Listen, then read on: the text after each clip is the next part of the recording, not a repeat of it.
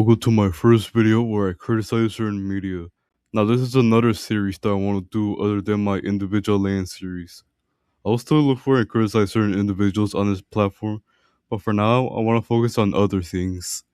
Now some of you don't know, I'm a Digimon fan. I watch Digimon Adventures, Digimon Tamers, and Strash War. Right now I'm currently finishing Digimon Beat Breakers. I'm almost done with Digimon Time Strangers. I've been into Digimon since I was a kid, so when I heard there's a new Digimon mobile game called Digimon Up, I was excited for it. But upon playing it, the game was not what I expected it to be. So today, we'll be reviewing Digimon Up. Digimon Up is the latest mobile game created by Bandai Namco. The game is an idle RPG style game, and for those that don't know what idle RPG is, it's a video game genre somewhat similar to regular RPG, where your characters fight enemies, collect loot, and level up. When you first open the game, you can customize your characters to your liking. There's not many customizable options, but you can unlock them in the game, and I'll tell you how later on. After that, you can choose your starter Digimon partner. My starter Digimon partner is Agumon, so for how I got Vmon, I will explain later in the video. The partners you can choose are Digimons from the main characters in Digimon Adventures 1, 2, and Digimon Tamers. After you choose, you are given a tutorial on how the game works. I'll explain them later on as well, but for right now let's get into the gameplay. When you get into the game, the first thing that shows is the gameplay itself. You watch your Digimon fight enemies automatically. You don't have to do anything, you just sit there and watch the gameplay by itself.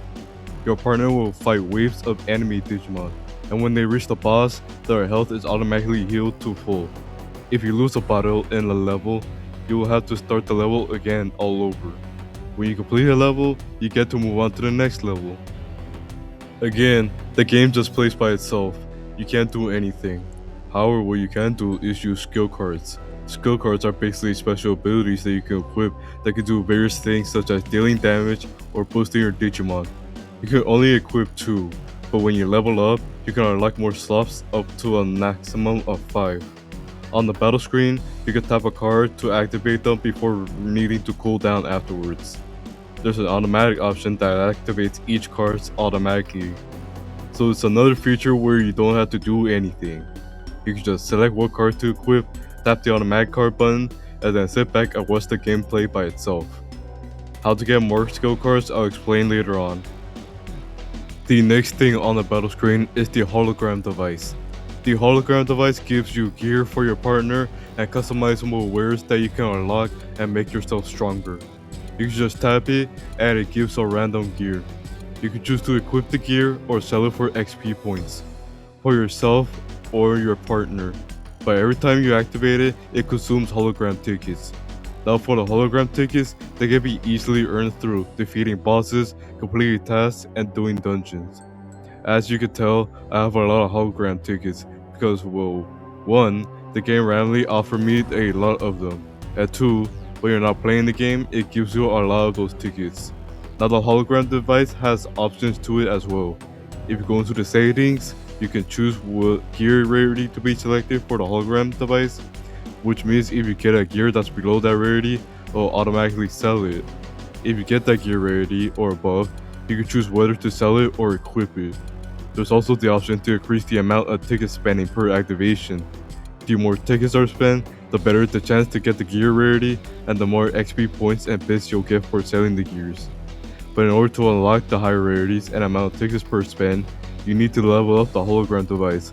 And to level up the device, you'll need to spend hologram bits, which can be easily collected through selling gear and completing tasks. I'll talk more about the leveling up mechanic later on. Now if you're tired of constantly tapping the thing, there's an automatic button you can push that will just do all the work for you. Now we move on to certain sections. Now for your tamer section, there's your profile to look at, your rank, and missions. In order to rank up, you'll need to complete all the missions you have. There's the skill card section for you to equip and level up your skill cards. There's the customization section to recustomize your tamer. There's the Digimon section where you can look at your Digimons. In the partner section, you can choose your partner and digivolve your partner. But in order to get other partners, you'll need to spend Digimon emeralds to unlock them. Like I said, the only Digimon partners you can have are the main protagonist Digimons from Adventures 1, 2, and Tamers. There's no other Digimon you can have as a partner.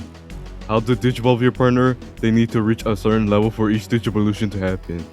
Their Digivolution line is their main Digivolution line from the anime, so you can't choose what other Digimon they can Digivolve to. When you unlock a partner, they start off at their in training 1 form before slowly reaching their mega form, and there they can no longer level up. There's the bond level where if your partner asks for some super food and you get them some, you'll increase their bond, and when their bond levels up, you'll earn Digi Emeralds. Our next section is the support Digimon section, where you can equip support Digimons and level them up. These Digimon will fight with you and apply special effects to the enemies. There's the buddy section where you can level up your buddy base by spending buddy souls. You can also choose your buddy to fight with you, and you can also rank them up with your tickets. How to get their tickets, the game will let you know soon.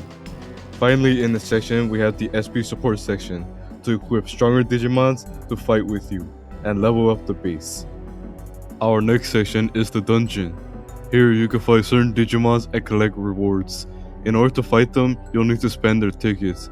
If you're out of their tickets, you'll need to wait the next day, and the amount you'll get is only 2. You can get more tickets through the game.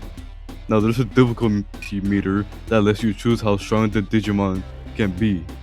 The higher the difficulty, the higher the rewards are. But to unlock higher difficulties, you'll need to defeat the dungeon Digimons at the current difficulty. There's the Apocalypse Wall dungeon, where you'll need to do as much damage as you can to Apocalypse before losing the battle. The higher the damage you've done, the more rewards you'll get. Our next area is PvP. You can battle against players by sitting back and relaxing while the battle plays by itself. You can do terminal battles where it's more casual, or do D1 Grand Prix battle for competition. Each PvP battle costs tickets, and when you're out of tickets, you have to wait for them to regenerate. There's the camp section where you can join groups with other players and do activities with them, such as Leomon's Dojo or Piximon's Drill Site. In the Explore section, there's tons of things in it. The Encyclopedia allows you to look at Digimons and facts about them. The Eat section allows you to feed your Digimon some meat, and each time they eat, they can gain random special effects. You can unlock more slots by leveling up. How to level up, I will get back to it. To get more meat, you go over to the meat field and place down meat seeds in available fields, and then you have to wait for them to grow. You can speed them up by using water cans. The water cans and meat seeds regenerate really quickly, so you can just use them all you like. How to unlock more slots for your meat field? You'll have to level up the field. In the back are Lilymon, Togemon, and Vegemon pots that give you bonuses for your meat field, and they can also be leveled up.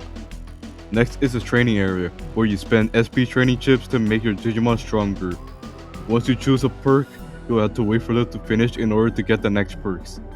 To get SP chips, you have to travel the digital world to find some.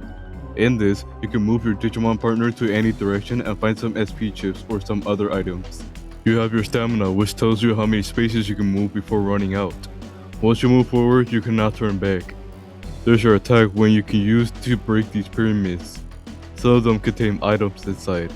Your last move is the dash attack, which allows you to charge 3 spaces forward, as well as break any pyramids in your way. If you run out of these moves, you cannot proceed anymore, and you have to wait for them to regenerate. When you make it far enough, you'll get a special reward of 600 SP chips. Yeah. Next we have the DD box section, where you can connect with your buddies and you will earn rewards while staying connected. However, it is best to disconnect with them before the 8 hours are up for better rewards. There's a shop where you can buy decorations for your lab, and each decoration gives you a partner some boosts. Next we got the regular shop, where you can buy things with Digi Emeralds or your real money. Up here are Digi Diamonds, where you can use to get better stuff in the game. How to get them? You have to buy them. Yeah, there's no way to get them in-game. Back to the gameplay section, we got the Battle Pass where you can get rewards by completing missions. To get exclusive rewards, you have to buy the Premium Pass. Finally, we got the Summon Store where you can get skill cards and support Digimons. To get them, you have to spend their tickets to open up packs. For the buddies, SP support, and Overdrive, you'll need to spend their own tickets, spend Digi Diamonds, or wait each day for your daily opening by spending 3,000 DG Emeralds. Now it's about time we talk about my least favorite mechanics in this game, the leveling up mechanic. For almost everything in this game, they have their own level up mechanic. Your tamer and partner's level up mechanic is fine. You just sell gear and they'll get experience. In fact, it's super easy for them. But for the others, not so much. For example, the hologram device has a level up mechanic where you can spend hologram bits to level it up. And when you level up the device, you unlock better gear and increase the chance of getting them. But once you begin the leveling up process, you have to wait for hours for it to level up. And when it's at higher levels, you have to wait even longer. Now this isn't the only one with its own leveling up mechanic. To level up your cards and support Digimons, you'll need to get them again from the summon store. And of course, the summon store packs also have their own level up mechanic. In order to get better cards from each of these packs, you have to level them up. And to level them up, you need to open up their packs. 1 XP per singular pack. The meat field's level up mechanic is to grow meat and you'll earn XP. When you level up the meat field, you'll unlock more slots and earn more carrots. You can use these carrots to level up your pod Digimons, but you can only choose one before leveling up another one.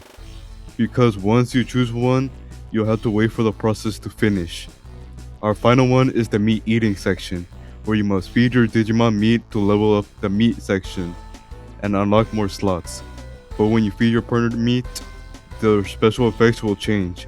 And if you get good special effects, you better pray it gives you a better one. There's the option to lock your slots so when you feed their meat, the slot won't change. But once you do, it will increase the amount of meat you must consume, and you can't lock all of your slots. Now I get what they're trying to do and add an interesting mechanic for these things. I mean, it's in the name.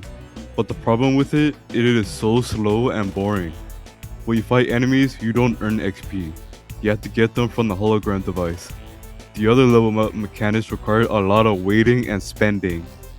Now one thing that confuses me about this game is the special items in your gear section. For example, the Crest gear just became available just a few days ago, and the Digivice gear became available weeks ago. But this other gear is not available yet, and had to wait for it to become available. Why didn't they just add them in the game from the start? It makes no sense. This entire game is such a disappointment. Turbo level up mechanics, you can barely do anything, you just sit there and watch the fight happen, and there's so much waiting and waiting. That's pretty much what the idle RPG genre is. Well, there are some good things, such as the minigames in the events section, and you can see some cool looking Digimon. But other than that, I'm giving this game a 3 out of 10. Anyway, that's it for the video. Feel free to share your own thoughts about this game, and feel free to let me know if I missed anything or correct some of my mistakes. Other than that, I'll see you guys later.